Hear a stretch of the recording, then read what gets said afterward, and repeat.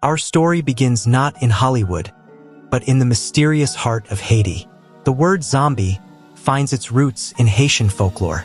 It is said that through the dark magic of voodoo, a sorcerer, known as a bakar, can bring the dead back to life, but not in the way we think of resurrection. No, these poor souls are trapped in a half-life, a state of mindless servitude, controlled by the will of their master. This book, The Serpent and the Rainbow, written by Wade Davis, claims to tell the true story of a man who was turned into a zombie. According to Davis, the bakar uses a potent mixture of toxins, including tetrodotoxin from pufferfish, to induce a death-like state. The victim is buried alive, only to be dug up later and enslaved. A horrifying fate, wouldn't you say? From these chilling origins, the concept of zombies was brought into the light, or rather, the dark, of popular culture. The 1968 film Night of the Living Dead was the spark that ignited the inferno. It redefined zombies as flesh-eating ghouls, rising from their graves to feast on the living. Since then, zombies have become a pop culture phenomenon, symbolizing our deepest fears.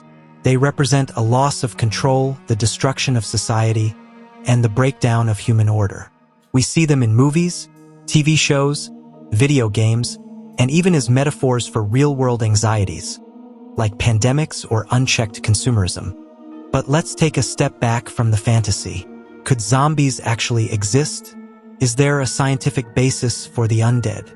Science has long been intrigued by the idea of zombification.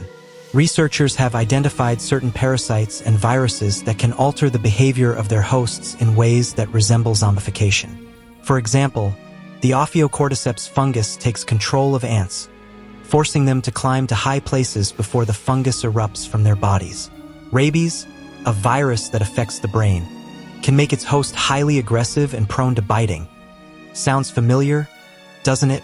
The human brain is incredibly complex, and there are areas that control our behavior, consciousness, and morality. If these areas were to be damaged or manipulated, who's to say what kind of monstrous behavior might emerge? But what about drugs? Could they create a real-life zombie? The answer is more chilling than you might think. Certain drugs have been known to induce states of mind that resemble the behavior of zombies. In the 1980s, reports emerged from Haiti of a drug called zombification powder. This concoction supposedly contained a mix of toxins that could render a person unconscious, slow their heart rate to near death, and then leave them in a brain-damaged state when they awoke, trapped in a living death. In our modern world, there are drugs that can have similar effects.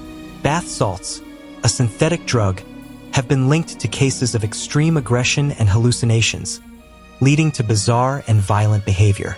In 2012, a man in Miami was shot by police after allegedly eating another man's face.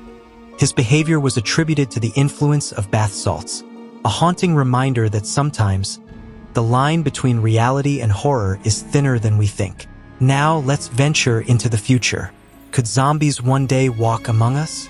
With advancements in biotechnology, artificial intelligence, and neurochemistry, it's not entirely out of the realm of possibility. Imagine a virus that could reanimate dead tissue, or a rogue AI that reprograms human behavior. Or consider a world where mind control technologies fall into the wrong hands. In such a dystopian future, the zombie apocalypse might not be a work of fiction, but a chilling reality. The idea of zombies is more than just a scary story.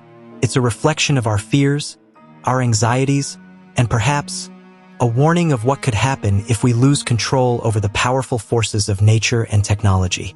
So, the next time you hear a strange noise in the night, or see a shadow moving in the corner of your eye, remember this. The line between the living and the undead might not be as clear as we think.